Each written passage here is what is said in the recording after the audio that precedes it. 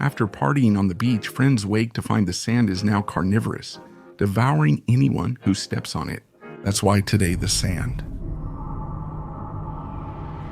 The story begins with a big party the night before, where a group of friends gathers on the beach to have a good time. One of them starts recording everything, which is how we first meet Kaylee, who surprises everyone by showing up at the party. When she sees Jonah kissing another girl, she starts drinking. Mitch, the party organizer, is also there, and he asks everyone to put their phones in a bag as a condition to keep enjoying the party.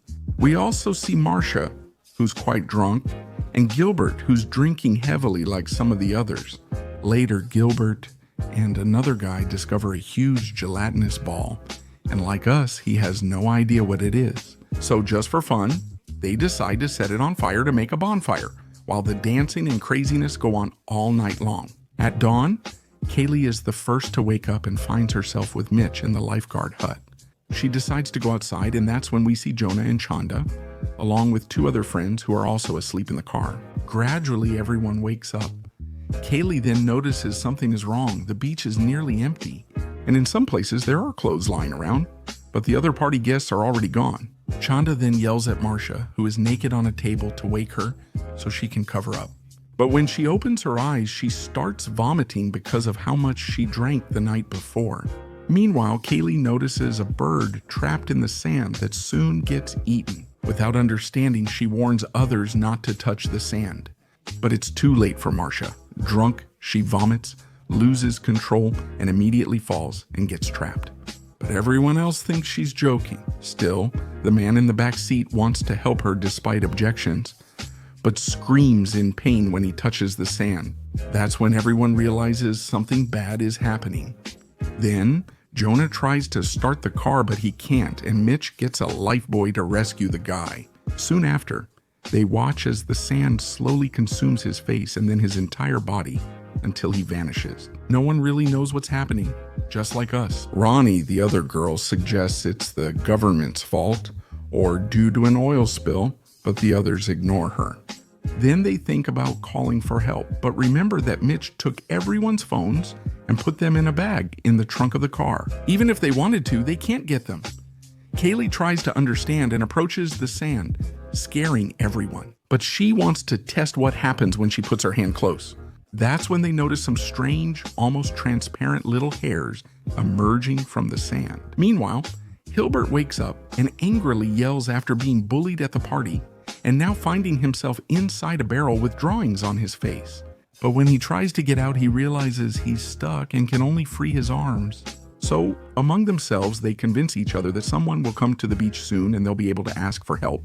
So they decide to wait a little while. There, Kaylee and Mitch enter the lifeguard hut, find matches and sunscreen, and later share them with the kids in the car for protection. Later, as they talk, they recall the giant jelly-like ball that nobody recognized. Near Marcia's table, they see the burned ball split in two on a bed of ashes. They begin to think it was an egg with something inside, and now it's killing them all. Then Kaylee finds some sausages. Though the others disagree because they're hungry, she throws them far away to watch the sand consume them. On the last try, Mitch throws another sausage, but nothing happens when it lands, which means that the monster, or whatever is eating everything in its path, doesn't cover the whole beach, just the area where they are. After several hours with no one at the beach, Jonah goes to Marcia's table and uses some Zorf boards. Seeing it works, he tells Kaylee they need to talk. And for some reason, they start having an argument about jealousy, which really isn't relevant. He keeps moving forward using the Zorf boards, but suddenly one of them starts to move, and even though he slips, he manages to hold on to the table. But he also starts to lose strength. When his abdomen nears the sand, transparent hairs emerge from the Y. They touch his skin, causing him to scream in pain until he climbs back onto the table. Even though he's injured and in a lot of pain, he finds supplies inside Marcia's bag. But a banana accidentally drops on the sand, and he sees nothing happens. Without thinking, he jumps to where the fire was the night before, now just a floor of ashes. At that spot, he's safe and takes the opportunity to eat the banana. But the wound on his abdomen starts to get worse and hurts more and more.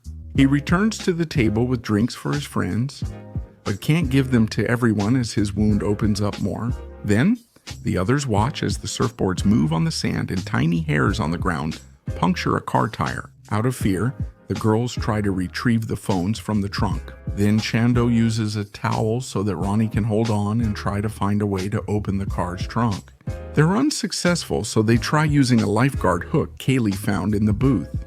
But another tire on the car bursts, and without caring about the risk, Ronnie keeps trying until he finally manages to open it. And right at that moment, a police officer approaches and starts honking the patrol car's horn. This causes Ronnie to lose his balance, and when he falls accidentally, his fingers get crushed by the trunk, while Ronnie screams in pain. Everyone starts to panic with the arrival of the police officer, and they try to tell him what happened, warning him not to step on the sand. But the officer starts to think that everyone is on drugs, so he gets out of the car. Surprisingly, nothing happens to the officer, and he walks to Yona's table to check his wound. But he doesn't do anything else, and when Hilbert asks him for help to get him out of the barrel, the officer doesn't take him very seriously.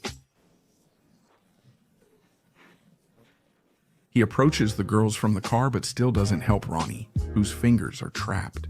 Noticing his mocking tone, Keely and Mitch yell for help, and the police officer orders them out of the booth, because they still think everyone uses drugs.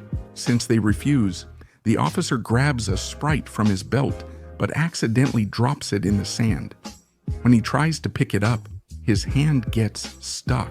Kaylee suggests spraying Sprite finger over the sand, and it works since it's no longer stuck. But when he pulls his arm out, we see he has lost it, and in his desperation he falls, where the sand slowly consumes him. While he's dying, everyone is shocked, and Kaylee comes closer not to help him, but to take the Sprite, trying not to look at the police officer as he dies. Mitch realizes the police officer wasn't attacked initially because he had shoes on. He decides to wear sandals and wrap his feet with towels. To trick the sand monster, Shonda uses the towel she has in the car. But when he tries to catch her, one of the railings of the hut breaks, and along with it, Mitch falls into the sand.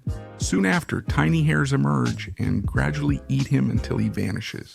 Everyone, terrified by the recent event, fears for their lives. Kaylee then notices the railing moving. She asks Chanda to hold it while she takes apart the other and connects them to form a small bridge to reach the car. And when she succeeds, her greeting with Chanda isn't exactly friendly. That's when we find out that both girls are in love with Jonah, although this isn't very important to the story. Then, both of them team up to help Ronnie, who still has his hand stuck in the car, while Gilbert tries to turn himself over even though he's still in the barrel. Then, they manage to get Ronnie's hand out. Afterward, Kaylee suggests using the wooden railings to reach the table where Jonah remains injured. Chanda is the first to do it. Meanwhile, Gilbert starts to feel pain in his stomach, since it turns out that the effort he made moving the barrel caused him injuries. So now he's bleeding, and the monster starts to appear from the sand without them noticing. Ronnie is the last to go, but as she moves forward, her hand starts bleeding. Trying to keep the blood off the sand, she loses balance and falls. Before that, Kaylee sprays the sand with the cop's spray, which works since Ronnie survives. When she tries to lift her, she screams and the sand devours her in seconds.